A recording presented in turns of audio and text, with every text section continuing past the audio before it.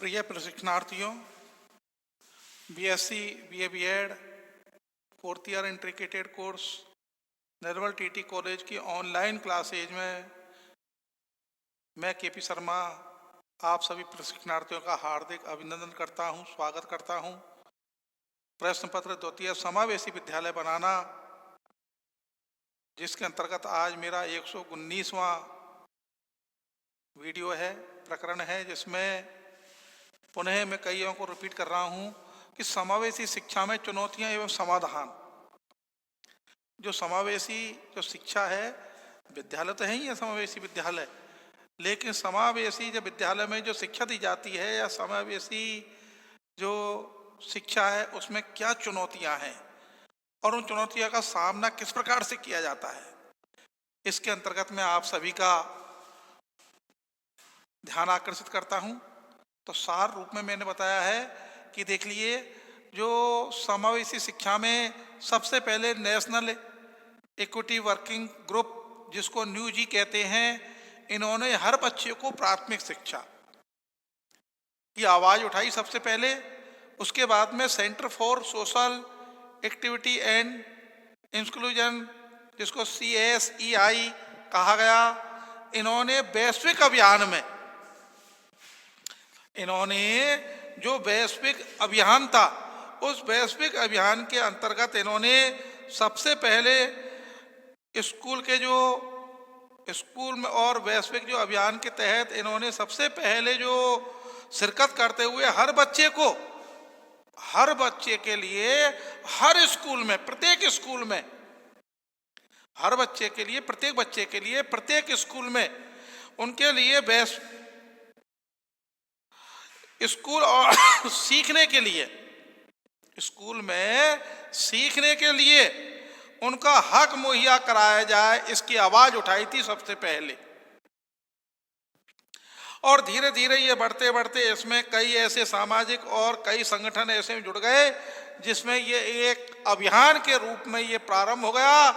और होते होते ये सामाजिक समूह के माध्यम से और शिक्षा के जो समूह हैं उनके माध्यम से कई जो अवरोध आए उनको दूर करके जो विशिष्ट ध्यान की जरूरत थी उसमें, बल्कि जो पर्यावरण संसाधन है, पर्यावरण जो संसाधन है, बजटीय प्रावधान है, उनको कारगर करते हुए और विकसित किए जाने की भी जरूरत है। केवल शिक्षा ही शिक्षा नहीं, जो भी संसाधन है, बजटीय जो प्रावधान है और जो कारगर तंत्र है, उसको विकसित किए जाने की आवश्यकता है। तब जाकर के समावेशी जो शिक्षा है उनमें बढ़ावा मिलेगा। खासकर इन समुदाय में आने वाली जो लड़कियों के लिए भी वे उपाय भी थे जरूरी, जो इस शिक्षा से जुड़े हुए थे। लेकिन धीरे धीरे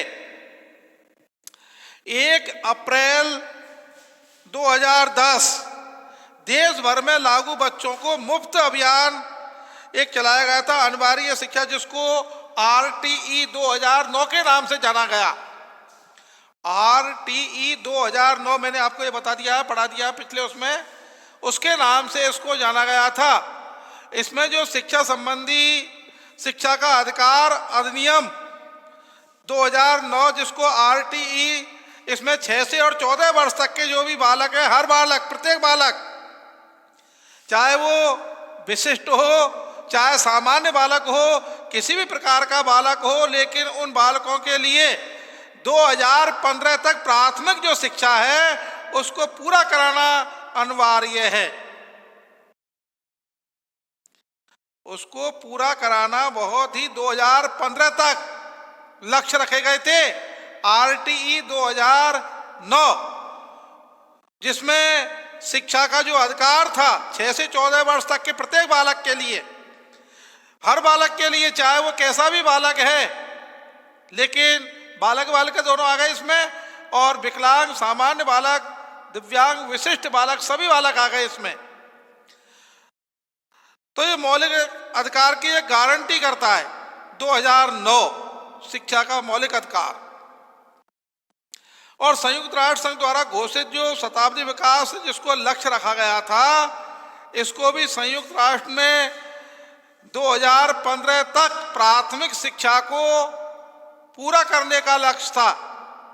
प्रत्येक बालक को सार्वभौमिकरण शिक्षा, प्रत्येक बालक के लिए ऐसा एक उद्देश्य रखा गया था सार्वभौमिकरण के तहत कि प्रत्येक बालक के लिए 2015 तक शिक्षा से जोड़ दिया जाएगा। लेकिन 2050 में केवल 14 वर्ष तक के जो बालक थे उनके लिए ही एक सुनिश्चित करने का एक वायदा किया था, लेकिन उसमें भी सफलता पहले नहीं मिली, वर्तमान में भी नहीं मिली। और एक संवैधानिक वायदे के अनुसार 65 साल हो गए, करीब 65 साल हो गए करीब, लेकिन उसके बाद में भी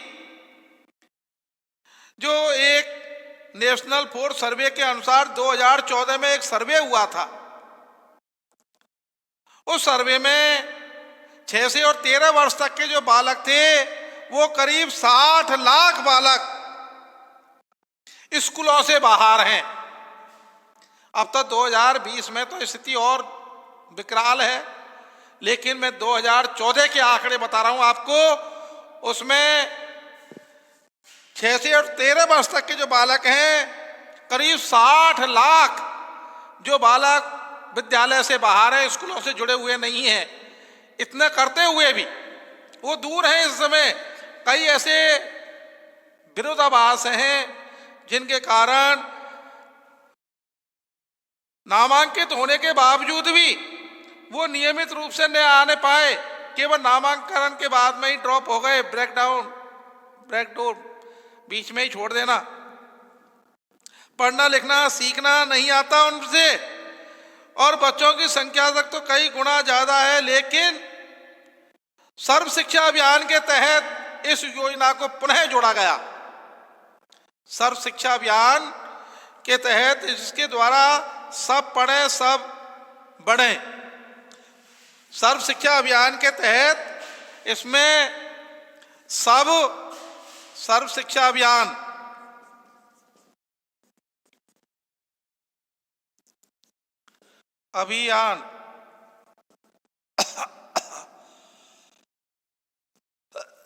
के तहत सब पढ़ें सब बढ़ें, ये एक अभियान चालू हुआ था। मैंने सर्व शिक्षा अभियान आपको पिछले उसमें बताया है, और इसके तहत इन्होंने कई जगह ऐसी शिक्षा की सुलभ ऐसी व्यवस्थाएं की, और विकलांग बालकों के लिए तो विशेष ही इन्होंने सर्व शिक्षा अभियान में ऐसी योजनाएं क्रियान्वित की। सर्व शिक्षा अभियान के लक्ष्य को प्राप्त करने के लिए इनको अनिवार्य रूप से इस लक्ष्य को प्राप्त करने के लिए विकलांग शिक्षा को सुलभ बनाने के लिए, जो विकलांग शिक्षा है इसको सुलभ बनाने के लिए विभिन्न प्रकार के शैक्षिक कार्यक्रम और शिक्षा अध्यापकों की नियुक्ति कर उनका विशेष प्रशिक्षण देना, दिव्यांगों के लिए जो दिव्यांगों को अध्ययन करा सके पढ़ा सके, ऐसे अध्यापकों को विशेष प्रशिक्षण देना और उनकी पहचान करना, और उनको सामान्य विद्यालयों में ही समेकित शिक्षा के द्वारा या ब्रिज कोर्स उपकरण आदि की व्यवस्था की जा रही थी। ऐसे को चिन्हित करके समावेशी शिक्षा के द्वारा ही इनको जोड़ा गया।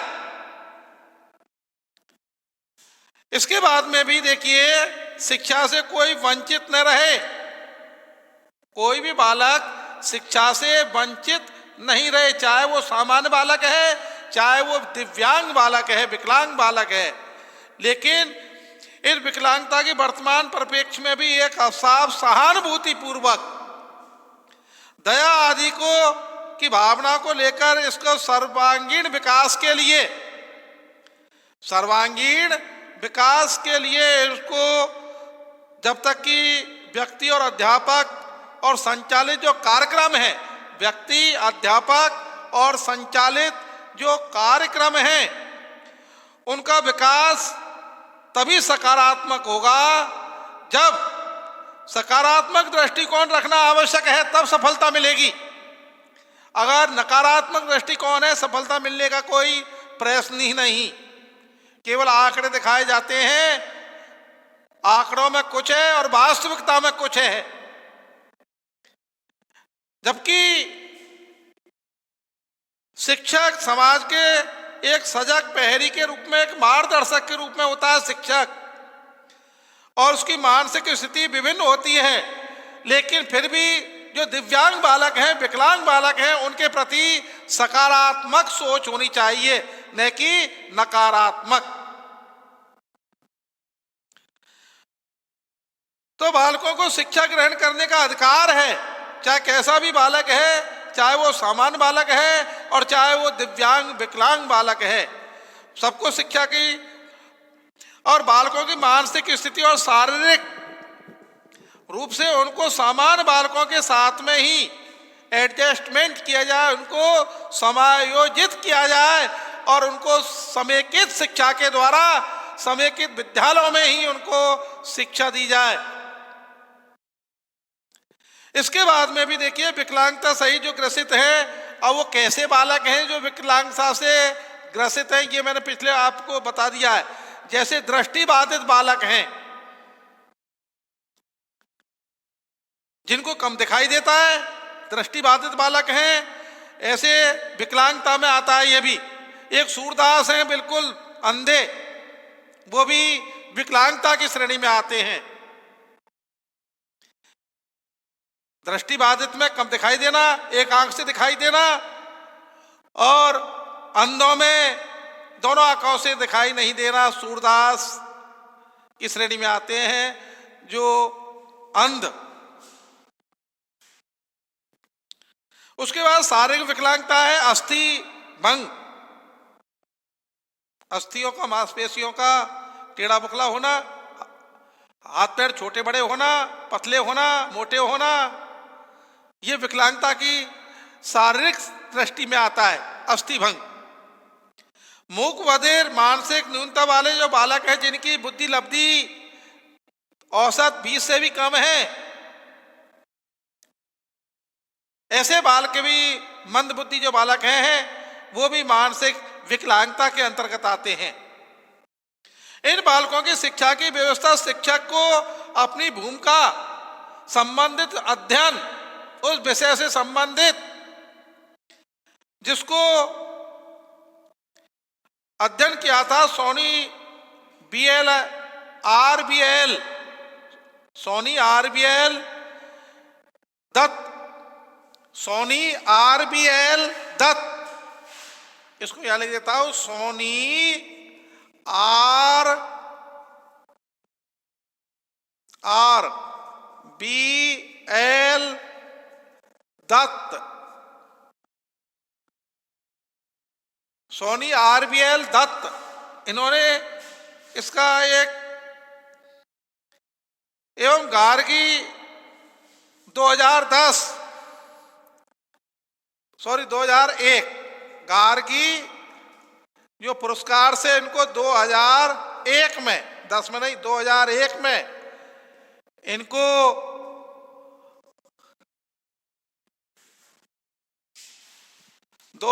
में इनको सम्मानित किया गया था।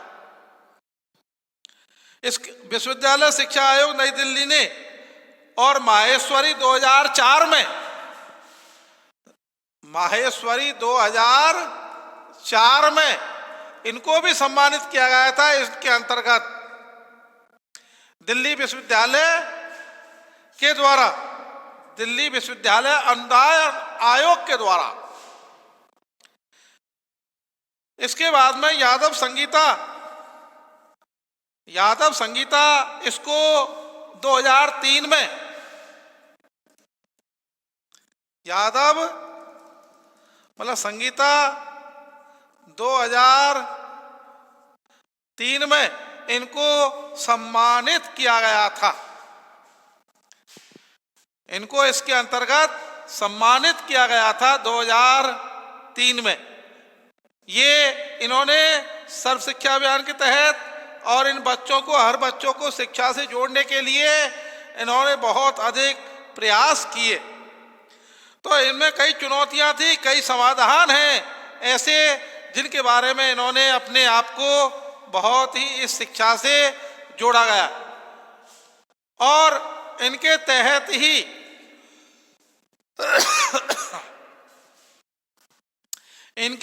ही इन्होंने सबसे पहले जो शिक्षक समाज का एक सजग, मैंने आपको प्रहरी बताया, मार्गदर्शक बताया, और उसका जो सोच है ऐसे बालकों के, विकलांग दिव्यांग बालकों के प्रति सकारात्मक सोच होनी चाहिए।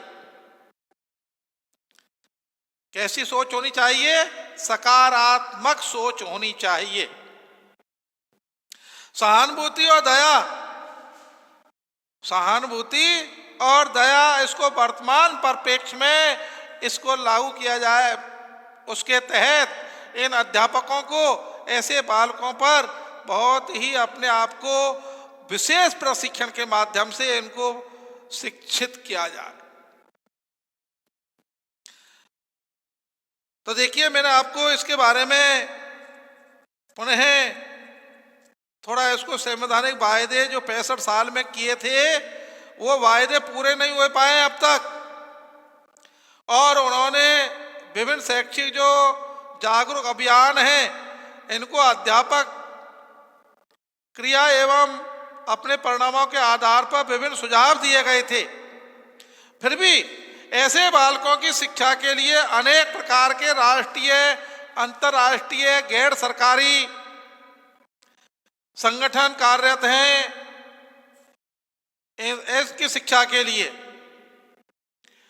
लेकिन मैं आपको सर्व शिक्षा अभियान में ऐसी योजनाएं हैं जिनमें सब पढ़े और सब बढ़े, इस नीति को अपनाते हुए, प्राथमिक शिक्षा ये नीति है, इस नीति को अपनाते हुए प्राथमिक शिक्षा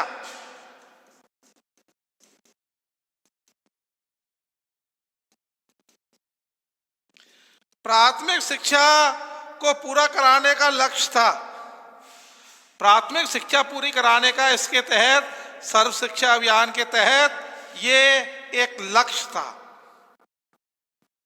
लेकिन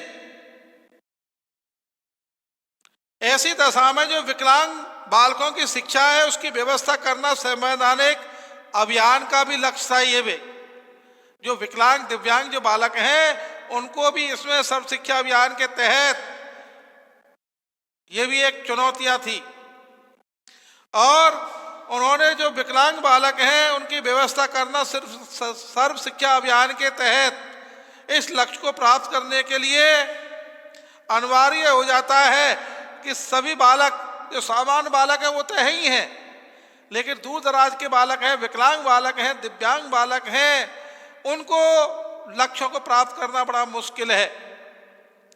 इसलिए इस लक्ष्य को प्राप्त करने के लिए विकलांग की जो शिक्षा है उसको सर्वसुलभ बनाने के लिए, विकलांग जो शिक्षा है इसको सर्वसुलभ बनाने के लिए विभिन्न प्रकार के शैक्षिक कार्यक्रम और विशेष अध्यापकों के द्वारा, विशेष अध्यापकों की नियुक्ति करके, विशिष्ट अध्यापकों की नियुक्ति करके, उसके बाद में देखिए उनका प्रशिक्षण, विशेष अध्ययन, उनकी विशेष आवश्यकता वाले जो बालक हैं उनकी पहचान करना और उनके स्वास्थ्य सामान्य बालकों के साथ में जोड़ना उनको, और सामान्य जो बालक हैं उनमें समेकित शिक्षा, ब्रिज कोर्स, उपकरण आदि की व्यवस्था की जा रही है। इसके लिए शिक्षा से कोई भी बालक वंचित न रह सके, और वर्तमान में जो विकलांग बालक हैं उनके लिए इस परिप्रेक्ष्य में जो अवसाप मानना, एक सहानुभूति, दया आदि का ही एक भावना से लेकर ग्रसित होकर उनका सर्वांगीण विकास संभव नहीं है जब तक कि इनके बीच कार्य करने वाले जो व्यक्ति हैं और अध्यापक हैं, विकलांग बालकों के बीच में जो कार्य करने वाले व्यक्ति हैं या अध्यापक हैं या संचालित जो कार्यक्रम हैं उनका विकास के प्रति सकारात्मक दृष्टिकोण रख करके किया जाए। उनका जो विकास तभी संभव है जब सभी अध्यापक और सभी व्यक्ति जो विकलांगता को सकारात्मक सोच के माध्यम से आगे बढ़ाएंगे, तभी जाकर के उनको संभव है। इसलिए इसमें सभी संगठन जुड़े हुए हैं। कई ऐसे हैं, उनके बारे में मैं बताऊंगा आपको आगे, लेकिन इसमें सकारात्मक दृष्टिकोण रख करके और शिक्षक समाज के सजग प्रहरी हैं। मैंने ये पहले बता रहा हूं कि जो शिक्षक वर्ग है ये समाज का एक क्या है, प्रहरी है, सजग और मार्गदर्शक है और प्रकाश पुंज के रूप में ये कार्य करता है। शिक्षक समाज में शिक्षा का मतलब यही है, अंधकार से प्रकाश की ओर। शिक्षा सी और क्षा, अंधकार से प्रकाश की ओर ले जाना ही शिक्षा है।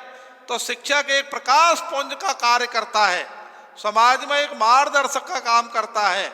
शिक्षक एक प्रहरी है समाज का। इसलिए प्रत्येक मनुष्य के लिए शारीरिक व मानसिक स्थिति में विभिन्नताएं होती हैं। प्रत्येक मनुष्य समान नहीं होता है।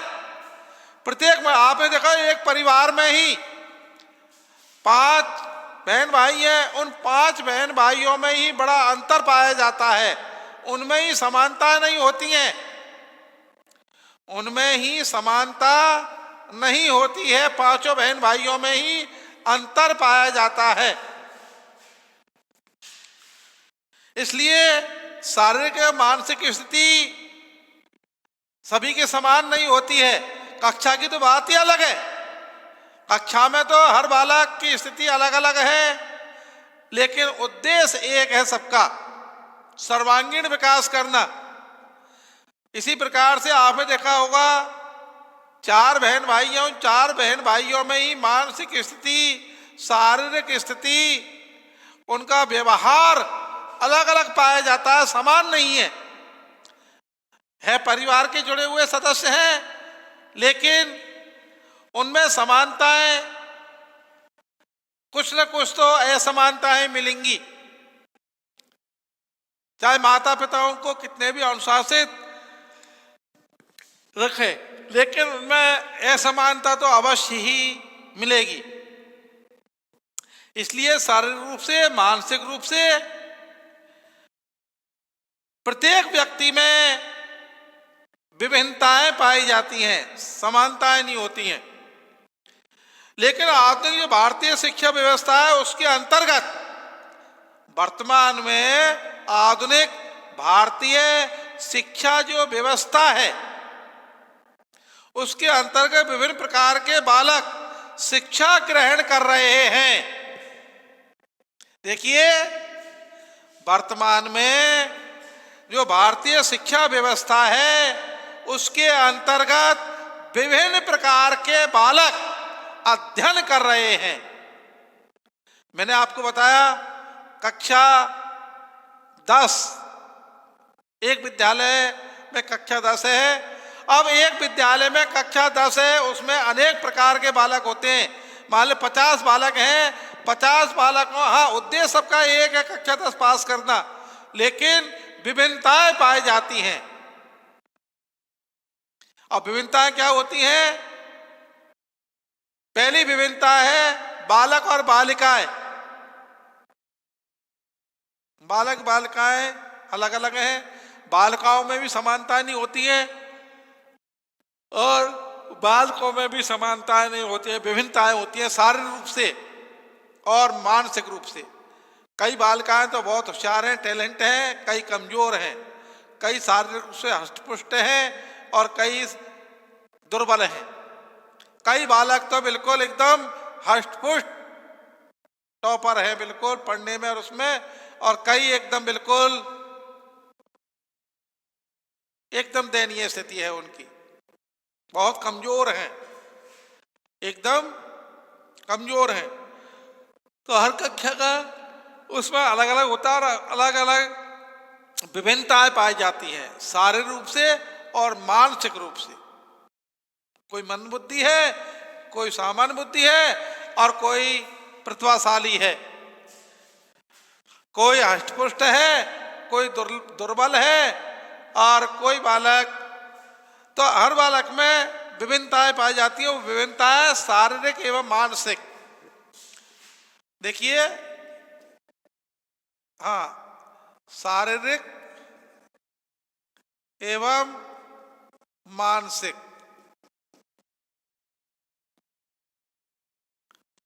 मानसिक ये विभिन्नताएं पाई जाती हैं प्रत्येक बालक में।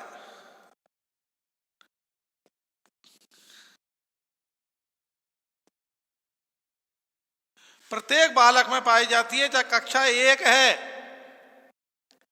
लेकिन अंतर उनमें अलग अलग है। एक परिवार के अंदर ही है और एक उसके अंतर्गत ही है। मान लो कक्षा में, एक कक्षा में मान लो कक्षा 7, अब 7 में मान लो 40 छात्र हैं कुल। अब 40 में से 20 कमजोर, 10 सामान्य, 5 मध्यम और 5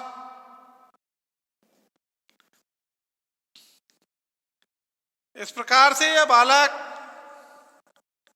इस रूप में पाए जाते हैं। समान नहीं होते हैं, शारीरिक रूप से, मानसिक रूप से उनमें विभिन्नताएं पाई जाती हैं, समानता नहीं, विभिन्नताएं पाई जाती हैं। इसलिए ऐसे बालकों के लिए भारतीय शिक्षा व्यवस्था के अंतर्गत भी सबको शिक्षा ग्रहण करने का अधिकार है और बालकों की मानसिक और शारीरिक रूप से जो श्रेणी है उसको विभिन्नता और विकलांगता इससे भी अलग है। विकलांगता भी अनेक प्रकार की होती है, एक प्रकार की नहीं होती है। जैसे मैंने बताया आपको, दृष्टिबाधित जिनको कम दिखाई देता है और अंधे जिनको बिल्कुल दिखाई नहीं देता है, कम सुनने वाले जिनकी श्रवण शक्ति कमजोर है, शारीरिक रूप से विकलांग है, कोई 75% है, कोई 40% है, कोई 30% है, किसी का एक हाथ है, किसी का एक हाथ और पैर दोनों है, किसी का आधा शरीर है, किसी का कैसा है। मानसिक रूप से भी मंद बुद्धि है, कोई होशियार है, कोई कमजोर है, कोई सामान्य है। उनकी स्थितियां बराबर नहीं है, विकलांगता में भी अंतर पाया जाता है। और कई बालक ऐसे होते हैं जो नियमित नहीं है, अनियमित हैं, कुछ लापरवाह हैं, कुछ अनुशासनहीन भी हैं। हर तरह के बालक कक्षा में पाए जाते हैं, लेकिन शिक्षक सभी बालकों को वो ये चाहता है कि सभी एक साथ अध्ययन करें, एक साथ सबसे ज्यादा लाभ उठाएं और सीखते रहे, सिखाते रहें। इसके संबंध में मैंने आपको पहले बता रहा हूं कि शिक्षा व्यवस्था और शिक्षक की जो भूमिका है वो संबंधित अध्ययन के द्वारा, एक सोनी, आरबीएल, दत्त, इन्होंने गार्गी 2001, उसके बाद में 2004 में माहेश्वरी यादव, ये माहेश्वरी 2004 में और यादव संगीता 2003 में, इन्होंने ऐसे शिक्षकों ने उन्होंने ये ऐसे प्रोग्राम चलाए जो विकलांग बालकों के लिए भी इनको जागरूक और इनकी भूमिका के लिए भी अध्ययन किया और अपने परिणामों के आधार पर विभिन्नता सुझाव दिए इन्होंने। विभिन्न सुझाव दिए और इन्होंने बहुत परिश्रम करके ऐसे वो जुटाए जिससे कि अधिक से अधिक बालकों को लाभ हो सके, अधिक से अधिक वो सीख सकें। तो मैंने आपको ये समावेशी शिक्षा में चुनौतियां और समाधान ये बताया है। तो इसमें सामान्य रूप से जो बालक होते हैं वो कई प्रकार के कक्षा में पाए जाते हैं। शारीरिक और मानसिक विभिन्नताएं होती हैं बालकों में। नेशनल इक्विटी वर्किंग ग्रुप, जिसको न्यूजी, इन्होंने हर बच्चे को प्राथमिक शिक्षा के लिए आवाज उठाई थी। उसके बाद में centre for social equity and inclusion, जिसको CSEI के नाम से जाना जाता है, इन्होंने वैश्विक अभियान में शिरकत करते हुए प्रत्येक बालक को प्राथमिक शिक्षा सीखने का हक मुहैया कराने के लिए इन्होंने आवाज उठाई थी, संविधान में मांग की थी। उसके बाद में 1 अप्रैल 2010 को देश भर में लागू बच्चों को मुफ्त में अभियान, सर्व शिक्षा अभियान के नाम से, जिसको शिक्षा का अनिवार्य शिक्षा का अधिकार RTE 2009 के तहत शिक्षा का अधिकार अधिनियम 2009, जिसमें 6 से और 14 वर्ष तक के बालक को, प्रत्येक बालक को 14 वर्ष तक की प्राथमिक शिक्षा अनिवार्य और मुफ्त दी जाएगी, चाहे वो सामान्य बालक हो, चाहे विकलांग बालक हो, कैसा भी बालक हो। ये लक्ष्य रखा गया था 2015 तक प्राथमिक शिक्षा सभी को पूरी की जाए। लेकिन 2014 में एक सर्वे किया था जिसमें 6 से 13 वर्ष तक के 60 लाख बालक आज भी विद्यालयों से बाहर हैं। इसलिए सर्व शिक्षा अभियान के तहत एक सब पढ़े सब बढ़े नीति के आधार पर प्राथमिक शिक्षा को अनिवार्य रूप से लागू किया गया था। इसमें सभी बालकों को प्राथमिक शिक्षा अनिवार्य की गई थी। ऐसा कोई भी बालक न बचे, चाहे वो सामान्य हो, चाहे विकलांग हो, दिव्यांग हो, कैसा भी बालक हो, उसको मुहैया कराई गई। तो ये मैंने आपको समावेशी शिक्षा में चुनौतियां, इसके अंतर्गत समाधान कौन कौन से, इसके तहत समय की बाध्यता को देखते हुए मैं इस प्रोग्राम यहीं इसको, मेरे टॉपिक को विराम देता हूं। आप सभी के लिए धन्यवाद।